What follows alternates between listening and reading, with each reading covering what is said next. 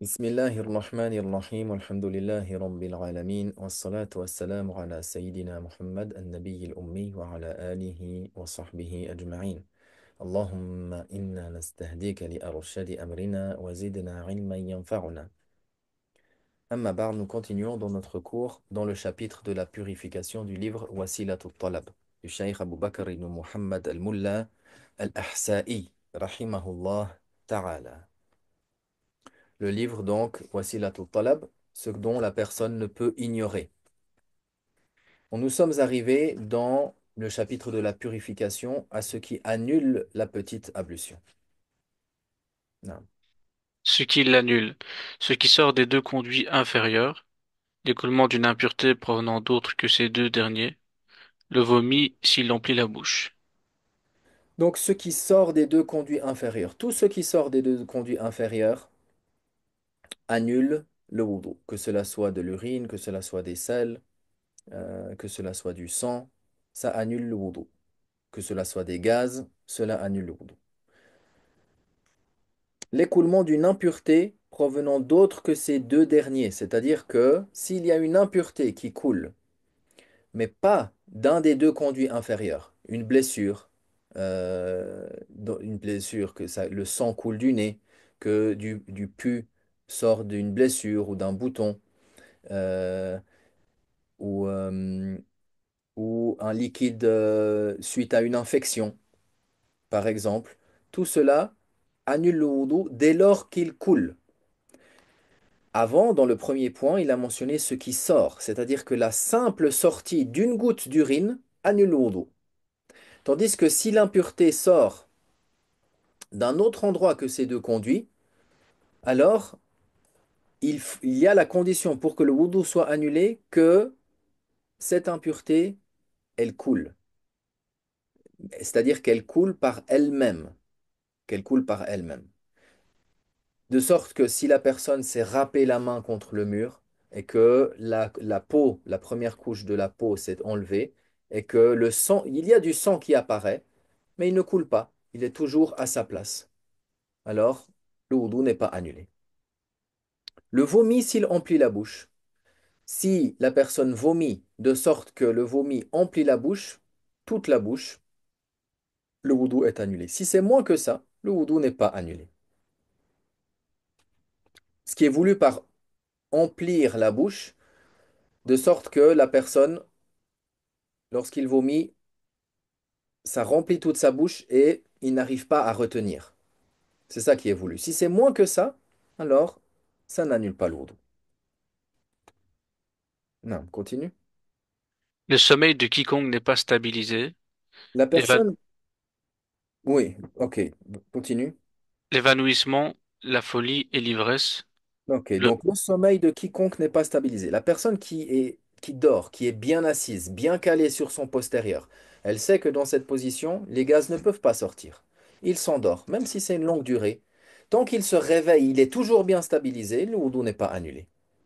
Tandis que s'il se réveille et puis il est sur un côté ou sur l'autre, ou bien il est couché complètement, ou bien même il s'endort couché ou il s'endort sur le côté, d'une manière qu'il ne soit pas stabilisé, dans ce cas-là, le wudu est annulé, même si le sommeil, il est court. On parle du sommeil, c'est-à-dire quand la personne dort complètement, pas la simple somnolence. La somnolence, c'est quand on est proche de s'endormir, mais on entend encore du bruit autour. On est encore conscient qu'il y a du bruit autour, même si on n'arrive pas à distinguer qu'est-ce qui est dit. L'évanouissement, la folie et l'ivresse. Dans tous les cas, ici il n'y a pas de question est-ce que la personne est bien calée sur son postérieur ou pas. Non. L'évanouissement, la folie et l'ivresse annulent dans l'absolu le wudu. Oui. le rire du prieur, le contact intime des deux organes. Le rire du prieur, le fait que la personne rit de sorte à ce que celui qui se trouve à côté l'entende. C'est pas forcément rire. Des fois, certains traduisent al-qahqaha par le rire aux éclats. C'est pas forcément faire beaucoup de bruit, même si la personne il rigole comme ça. Celui qui est à côté, il entend ce rire. Le wudu est annulé. Mais ici, il est annulé pour qui? Pour celui qui est pubère, pour celui qui est réveillé. pour celui qui est réveillé, et il s'agit d'une prière dans laquelle il y a le recours à le sujoud. On ne parle pas d'une prière funéraire ou d'une prosternation de, de lecture, où il y a seulement un sujoud. Non, on parle d'une prière comme Zuhur, Asr, Jumu'ah. Il y a un recours, il y a un sujoud. Prière de l'Eid. Avec ces conditions-là, que la personne soit pubère et qu'elle soit réveillée. Le contact intime des deux organes, c'est-à-dire le contact sans intermédiaire, peau contre peau, des deux organes. C'est-à-dire même s'il n'y a pas eu l'introduction du gland. S'il y a l'introduction du gland, comme on le verra après, alors le roussel devient obligatoire. Et ici, il mentionne aussi que le sexe de l'homme soit en érection lorsqu'il y a ce contact peau contre peau. Il n'est pas mentionné non plus dans le Mukhtasar al-Quduri, mais souvent les chouyoukhs, ils le rajoutent parce que c'est un point qui est également souvent mentionné. Non.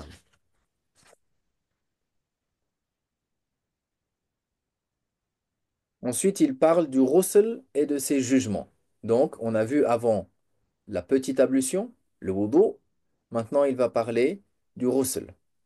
Quand est-ce que, ou quels sont les piliers du wudu? Qu'est-ce qui annule le wudu? Tant qu'il n'y a pas eu un annulatif du wudu, la personne peut faire plusieurs prières, pas de problème. C'est rapporté que l'imam Abu Hanifa, rahimahullah, il priait le fajr avec le wudu du isha.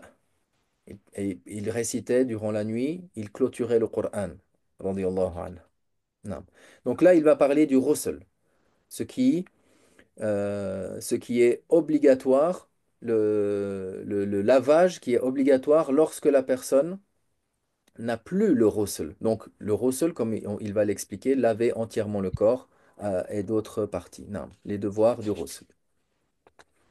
Les devoirs du ghusl sont rincer la bouche, rincer le nez, laver tout le corps. Donc rincer la bouche, toute la partie de la bouche, la personne va bien la rincer. N'est pas obligé de se gargariser, il peut le faire. La même chose s'il ne jeûne pas, il évite de le faire. Mais rincer la bouche de sorte que toute l'eau parvienne à l'intérieur, touche les parties à l'intérieur de sa bouche. Donc il fait attention s'il a quelque chose coincé entre les dents, etc. Il l'enlève pour que ce ne soit pas quelque chose qui empêche l'eau de toucher la dent, la gencive, etc. Rincer le nez, la même chose. Le rincer l'intérieur du nez, c'est-à-dire le nez, la partie qui est molle, la partie qui est cartilageuse du nez, pas la partie ici supérieure du nez qui est osseuse. Cette partie-là, c'est pas un devoir de laver, mais cette partie-là. Et là aussi, si la personne jeûne, quand il aspire le nez, l'eau par le nez, il fait attention que ça ne dépasse pas la racine du nez, c'est-à-dire le haut du nez ici, que l'eau ne passe pas euh, au-delà afin que le jeûne ne soit pas annulé. Afin que le jeûne ne soit pas annulé. Donc ça, c'est rincer la bouche, rincer le nez. Chez les Hanafiya, c'est fard. Concernant les autres écoles, c'est recommandé. Mais c'est un pilier, c'est un devoir selon les Hanafites. Et laver tout le corps, toutes les parties apparentes du corps, toutes les parties apparentes du corps, doivent être lavés. La personne fait attention s'il y a des endroits qui sont plus difficiles d'accès, sous les bras, le nombril, derrière les genoux, entre les cuisses, etc. La personne, il fait attention que l'eau parvienne sur chaque partie à laver de son corps. Ensuite, il parle des sunan. Donc, le ghusl aussi a des sunan. C'est sunan, laver les mains, son sexe, l'impureté se trouvant sur son corps, puis faire le wudu, puis déverser de l'eau 3 fois sur le corps. D'accord. Donc, la personne commence par se laver les mains. Puis, il lave ses parties génitales. Il lave son sexe. Il lave l'impureté se trouvant sur son corps. Ici, il le mentionne dans les sunnahs du point de vue de le faire à ce moment-là. C'est-à-dire qu'il commence par se laver les mains. Il se lave les parties intimes et il élimine la najasa, l'impureté, si elle se trouve sur son corps. À la base, s'il y a une impureté sur son corps, il a l'obligation de l'enlever. Mais ici, c'est du point de vue de cet ordre-là. De ce point de vue-là, il le fait de cette manière-là. Ensuite, il fait le wudu. La même chose qu'il fait le wudu, comme on l'a mentionné avant, comme pour le wudu pour la prière. Et ensuite, il déverse de l'eau 3 fois sur son corps. Il commence par sa tête, puis ensuite la partie droite, devant, la partie gauche, la partie droite derrière, la partie gauche, la partie inférieure, droite et gauche, etc. Et il fait cela 3 fois. C'est-à-dire, comme on a vu, par le fait de faire parvenir de l'eau sur tout le corps. La meilleure manière pour ne pas gaspiller d'eau, c'est d'utiliser la même chose avec un récipient, ou de faire couler un peu d'eau et d'arrêter, puis ensuite cette eau-là, de la frotter pour l'amener et que tout le corps soit lavé. Tant que l'eau, tant que l'eau ne s'est pas séparée du membre à laver, alors elle est toujours considérée comme pure et purifiante. C'est pour ça qu'on peut toujours, cette eau qui coule jusqu'à goûter, c'est pour ça qu'on peut l'accompagner et la passer sur tout le membre à laver. Il n'y a pas de problème pour le wudu et pour le ros. Maintenant, qu'est-ce qui rend le ghusl obligatoire? Qu'est-ce qui rend le ghusl obligatoire? C'est-à-dire que tant que la personne n'a pas eu une de ces choses-là qui lui est arrivée, il n'y a pas un ghusl, une douche obligatoire à faire. Il y a des ghusls qui sont recommandés. Il va les mentionner juste après. Mais euh, le, le ghusl qui est une obligation de faire pour la validité de la prière, alors c'est seulement quand une de ces choses-là est arrivée. Non. Ce qui le rend obligatoire, la sortie du sperme, manie ou son équivalent féminin avec désir. Donc la sortie du sperme, qu'il sorte de la part de l'homme ou de la part de la femme, qu'il soit en état de rêve et qu'il soit réveillé ou qu'il soit endormi, il dort, qu'il ait souvenir d'un rêve, d'une pollution nocturne, etc. ou pas, il se réveille, il voit le mani, il doit faire le ghusl. Parce que le mani, il est sorti, le sperme, il est sorti avec désir. Mhm. Introduire le gland dans un vagin ou un anus.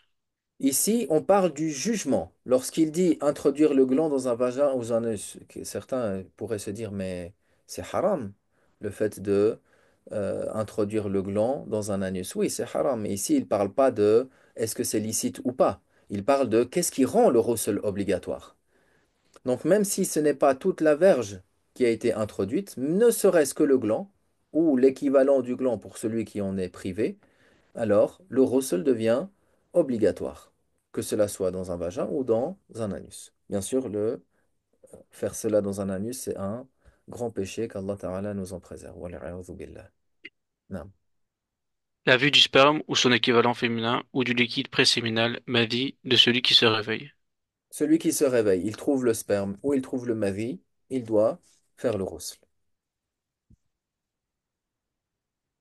L'interruption des règles ou des logis. Dès lors que la femme, elle est en période de règle, elle devra faire le ghusl. Quand elle devra faire le ghusl? Une fois que l'écoulement s'est interrompu. La même chose pour les lochis, c'est le sang qui sort après l'accouchement, qui dure jusqu'à maximum 40 jours. Les règles durent jusqu'à maximum 10 jours. Dans ce livre-là, il n'a pas mentionné un chapitre spécifique pour les règles.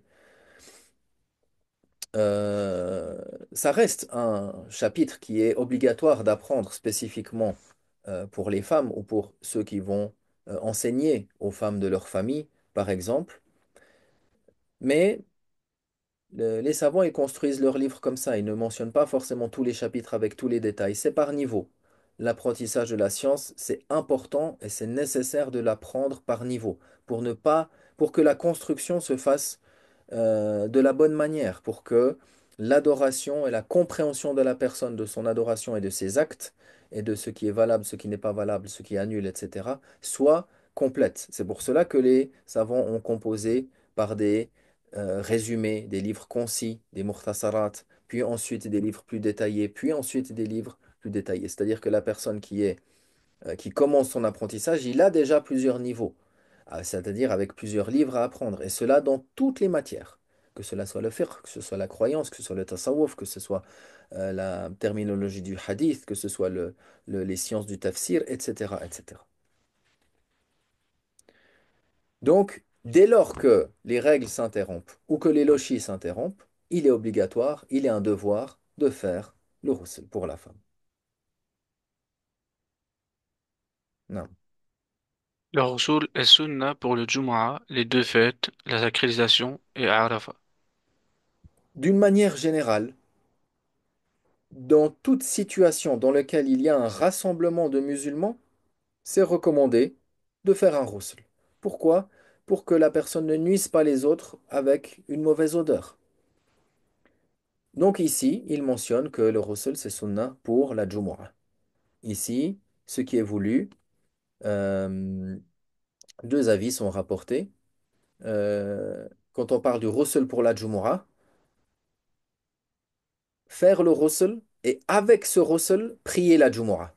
Lorsqu'on fait le ghusl, on a fait le wudu, n'est-ce pas? On a également fait le wudu, on a lavé les mains, que cela soit le ghusl sunna ou le ghusl obligatoire, il se fait de la même manière. On lave les mains, on lave les parties intimes, on élimine une impureté s'il y en a une, on fait le wudu comme pour la prière, et ensuite on lave l'eau sur tout le corps. Donc la personne, après ce ghusl, il a le wudu.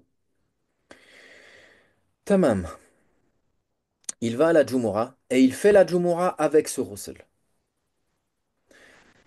C'est rapporté aussi que le ghusl, il est pour le jour de la Jumu'ah. Donc, même si il a fait le ghusl le matin, par exemple, avant de partir au travail ou à ses études, puis ensuite, il a annulé son wudu, il a fait le ghusl pour la Jumu'ah, puis ensuite, il a annulé son wudu, avant d'aller à la Jumu'ah, il refait que le wudu, selon cette riwaya, selon cette narration, il a fait la sunnah.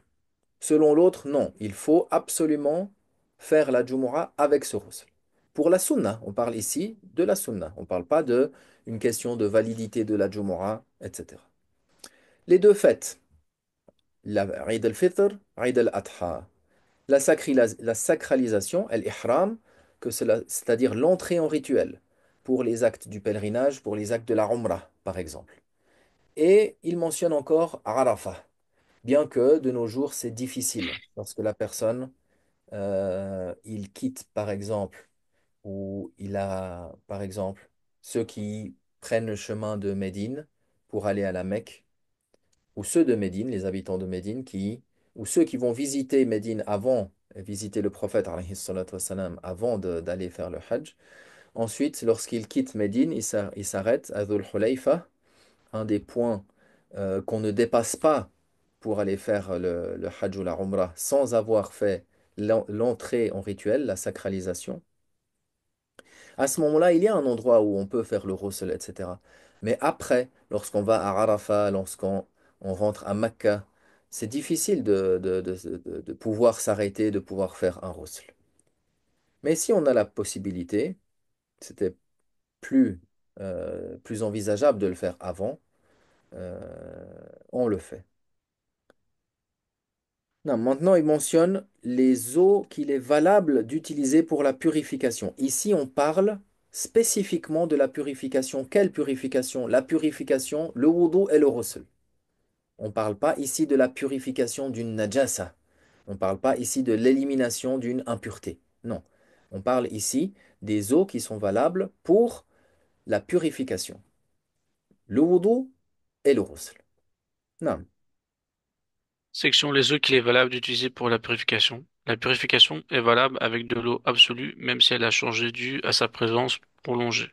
Non, donc la purification de l'eau absolue, hein, de l'eau de mer, de l'eau de pluie, de l'eau de rivière, de l'eau de source, même si elle a changé, même si l'eau de rivière passe par un terrain où le lit de la rivière est terreux, et lorsqu'on prend l'eau, elle est un peu rougeâtre. Il n'y a pas de problème. Euh, que l'eau soit douce, que l'eau soit salée, il n'y a pas de problème. Que l'eau, elle est... euh, parce qu'elle est elle est sous son état naturel. Donc, il n'y a pas de problème pour faire la purification avec de l'eau qu'on appelle de l'eau absolue. Même si elle a changé dû à sa présence prolongée. De l'eau stagnante qui est restée longtemps, euh, elle va tourner un peu. Elle peut changer d'odeur, elle peut changer de couleur, même changer de goût. Il n'y a pas de problématique quant au fait de l'utiliser pour le wudu, pour la validité donc du wudu ou du ghusl, évidemment. Non, Elle n'est pas valable avec de l'eau altérée par une impureté, ni avec une petite quantité d'eau stagnante en laquelle est tombée une impureté. donc, elle n'est pas valable avec de l'eau altérée par une impureté.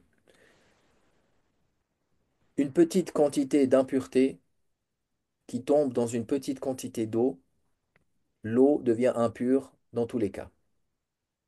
L'eau qui est en grande quantité, alors l'eau et qu'une petite ou qu'une quantité d'impureté tombe dans cette eau en grande quantité, l'eau ne devient pas impure tant que une des caractéristiques de l'eau, une des caractéristiques est changée, le goût, la couleur ou l'odeur. C'est-à-dire que les traces de l'impureté apparaissent. Tant que les traces de l'impureté n'apparaissent pas, alors l'eau reste pure et purifiante pour l'eau en grande quantité. Donc, elle n'est pas valable avec de l'eau altérée par une impureté. Si une petite quantité d'eau, dans tous les cas, même si elle n'est pas altérée par cette impureté, elle devient impure. Si c'est une grande quantité d'eau et qu'elle est altérée, elle a changé, elle devient impure. Et ni avec une petite quantité d'eau stagnante. On ne parle pas de l'eau qui coule. L'eau qui coule a le jugement chez les Hanafites de l'eau en grande quantité. Comme un tout petit ruisseau. L'eau coule. Si une impureté tombe dedans, alors l'eau ne devient pas impure. Tant que, la règle, pour l'eau qui coule ou l'eau en grande quantité, l'eau en petite quantité qui coule ou l'eau en grande quantité, tant que l'impureté ou les traces de l'impureté n'apparaissent pas.